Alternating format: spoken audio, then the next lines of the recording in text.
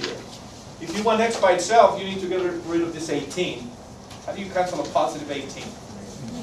Okay, let's subtract 18 minus 18 from both sides of the equation. Okay, those cancel out. What am I left with here?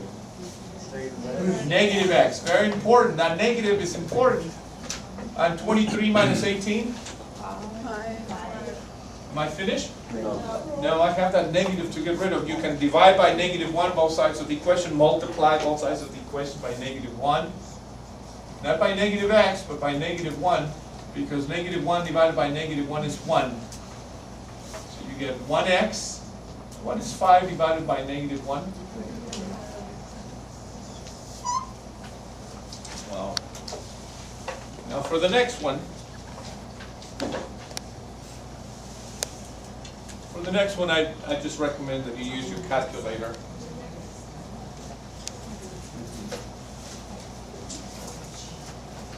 I'm going to add 0.20 to both sides of the equation. And I want to use my calculator to figure this out. I don't want to miss out on the exam because I make a careless mistake with adding positive and negative decimals. So what do I have left on the left-hand side of the equation?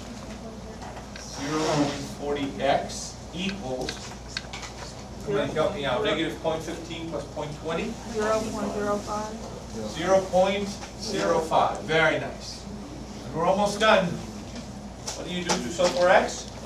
Divide by 0.40 or 0.40. That's right. Now punch it in your calculator and tell me what you get. X equals 0.125. 0.125? Yes. Okay.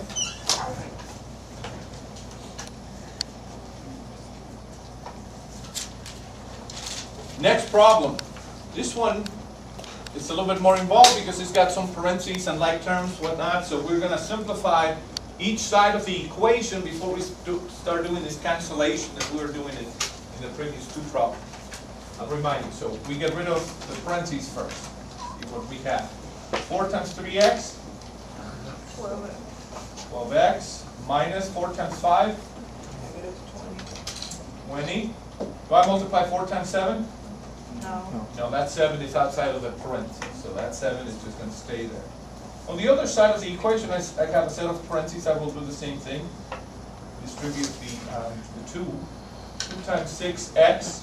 12x. 12x and 2 times 7. Plus 14. 14. Now, it's tempting to want to start moving things from one side to the other, but I have like terms here that I can combine. So let me combine these two terms, this one and this one that don't have a variable. I have 12x here, -20 plus 7,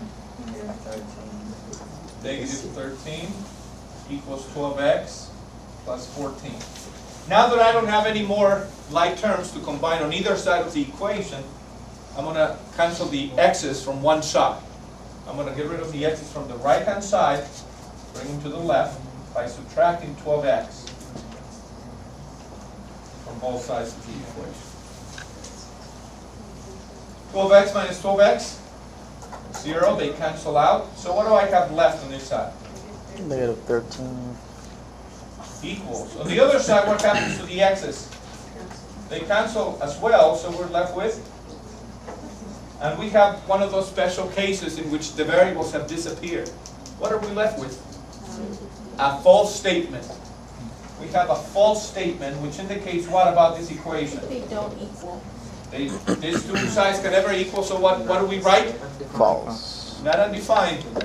No real answer. No solution. We would say no solution here.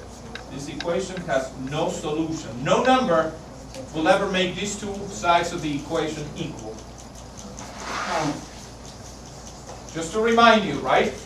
When you have a false statement with no variables, a statement that you know for a fact is false, you say no solution. What if after we simplified, we ended up with something like 14 equals 14? True. Which would be a true statement. What would be your statement here?